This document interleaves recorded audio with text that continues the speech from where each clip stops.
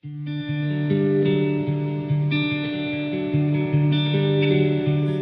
I told you, this above all else to thine own self be true. I had said an English teacher told me I ought to be a writer. Well, I've written 2 books. One of them was Purple Grass that I showed you. The next one was my second one. This is called Denny's Fable. It's a story about an old man and a mouse. The old man has never liked himself until he meets this little field mouse that shows him how to be happy. How this story, I want to talk about inspiration. Where do stories come from? When I was living in Milwaukee, I was dating another fella that I thought, this guy is not real, he's going to crap on me. I had a date with him and I was going to meet him in a gay bar in Milwaukee, and I thought, he's going to crap on me, he's not real.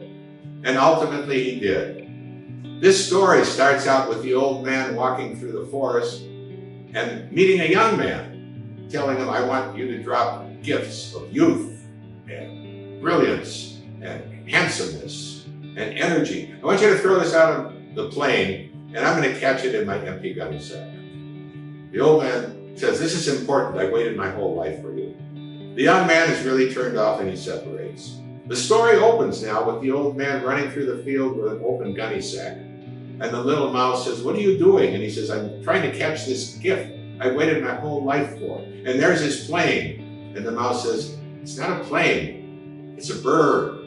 He says, no, it's gotta be a plane. It's gotta be a plane. I've waited my lifetime. And here comes my gift. And you turn the page in the book and it says splat. And the mouse says, my friend, I fear a little bird has just shat upon your forehead. And if you waited your whole life for this, I feel so sorry for you. That's how this story began. But I got the inspiration from my own life where I felt somebody was going to crap on me. Maybe you've had the same story. 2 things in here. I'm going to talk chapters is called On Death. I cover a lot of subjects that maybe you think about but you don't want to talk about. And where did this inspiration come from? I'm going through my divorce, which is not a pleasant experience. And I'm sitting on a picnic table at a campground where there's a little lake. And like the old man, I see this dandelion down below. And I pick it up. And you know how dandelions kind of wilt as soon as you pluck them, and I watch that fall apart.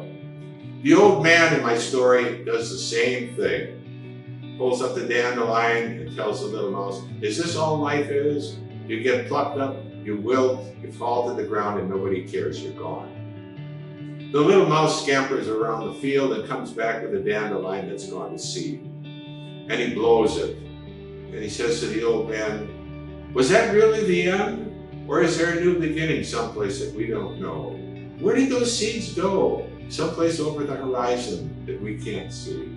This is a good book to read. It's easy to read. It's got a lot of pictures in it. It's on Amazon.com along with Purple Grass. Thank you.